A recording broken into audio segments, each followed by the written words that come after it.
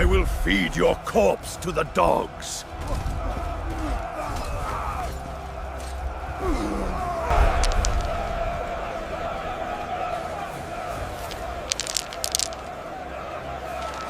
People think courage is the absence of fear, but standing in that valley, facing 9 feet of bronze and fury, I learned the truth.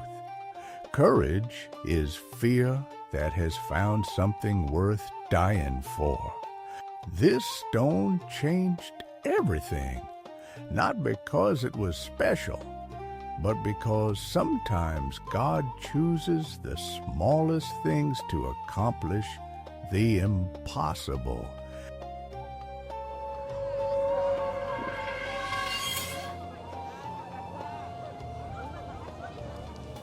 For 40 days, 2 armies stared at each other across this valley, neither daring to attack, neither willing to retreat. Fear had turned warriors into statues.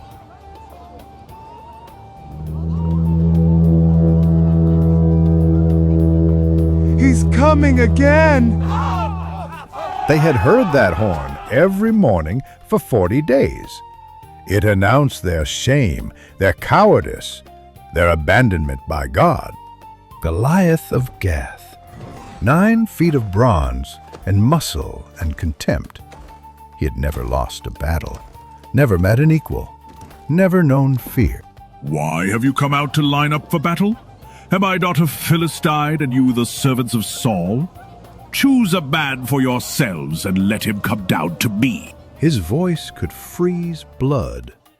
But it wasn't just the sound, it was the certainty. He knew no Israelite would face him. If he is able to fight with me and kill me, then we will be your servants. But if I prevail against him and kill him, then you shall be our servants. I defy the armies of Israel this day. Give me a man that we may fight together. For 40 days he had made this challenge. For 40 days not one man in Israel had answered. We were a nation paralyzed by fear. Oh, my dear Jonathan, this is not looking good. God has abandoned us. Saul was still a giant among men, still strong enough to match Goliath in single combat. But doubt is a poison that weakens even the strongest arm. I was bringing food to my brothers, cheese and bread from father, just a delivery boy, with no idea I was walking toward destiny. David? What exactly are you doing here, huh? Father was worried. He sent me to bring provisions for you and your unit. My brothers looked like they'd aged years in weeks. These weren't the confident warriors who'd left Bethlehem. Brother, what's happening? What's that noise? Why are soldiers running? You really are so inquisitive, eh? You'll find out by yourself. My first sight of Goliath hit me like a physical blow. He was everything the story said, and more. If he is a able mountain to fight of with bronze me and, kill and me, fury. then we will be your servants. But something else hit me harder than fear. Rage. Pure, holy anger at this uncircumcised Philistine defying the armies of the living God. Who is this uncircumcised Philistine that he should defy the armies of the living God? Why did you come down here? And with whom did you leave those few sheep in the wilderness? I know your pride and the insolence of your heart. My brother saw arrogance where I felt righteousness. But sometimes what looks like pride is just faith refusing to bow. Young man, you are David, right? The king wants to see you. I was adamant I'd face this ungodly monster. Word got to the king about my desire to take down this giant, and strangely, he sent someone to fetch me. You're the musician. What's this I hear about you wanting to fight the Philistine? Let no man's heart fail because of him. Your servant will go and fight this Philistine. You are not able to go against this Philistine to fight him. You are but a youth, and he has been a man of war from his youth. Your servant used to keep his father's sheep, and when a lion or a bear came and took a lamb out of the flock, I went out after it and struck it. and delivered the lamb from its mouth. And when it arose against me, I caught it by its beard and struck and killed it. Your servant has killed both lion and bear, and this uncircumcised Philistine will be like one of them." In that moment, I wasn't speaking to Saul. I was reminding myself that God doesn't change. Put my armor on the boy. He is really going to need it. This is too heavy for me. I can't fight in this. Saul wanted me to fight like a king, but I was still a shepherd. I had to trust what God had already proven in me. 5 smooth stones, David's armor against Goliath's bronze, faith against fear, the smallest against the largest. People ask why 5 stones when I only needed 1, but I hear he has brothers. Make of that what you will.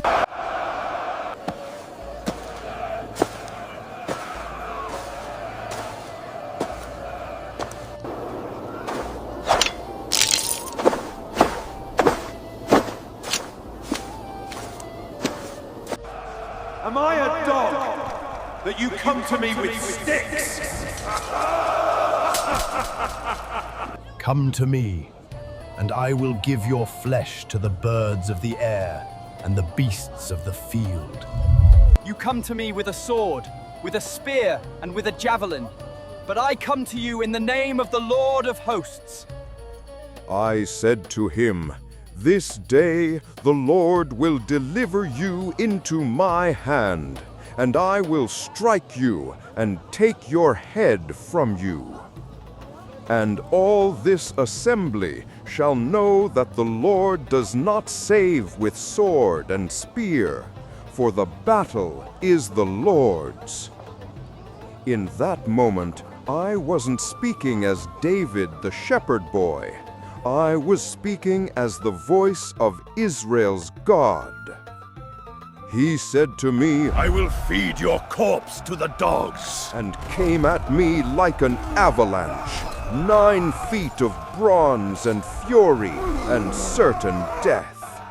Time slowed. I could hear my heart beat, feel the stone's weight, sense the wind's direction. All those hours practicing in the fields led to this moment.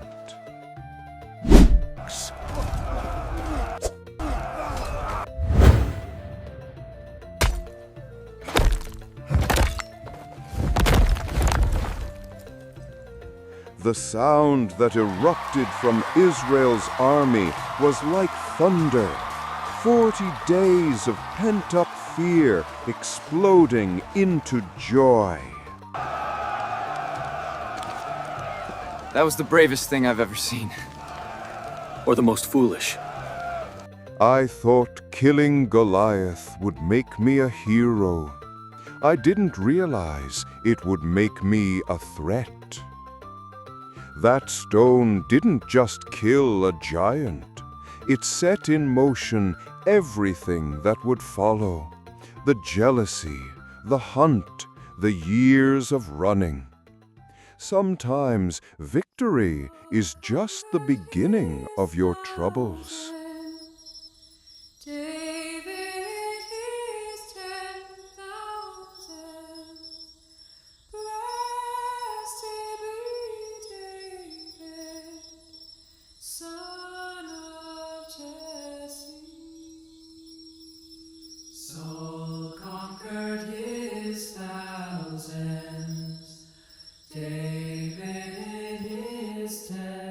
They have ascribed to David 10,000s, and to me they have ascribed thousands.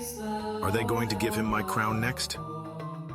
That song sealed my fate. In trying to honor both of us, they had signed my death warrant.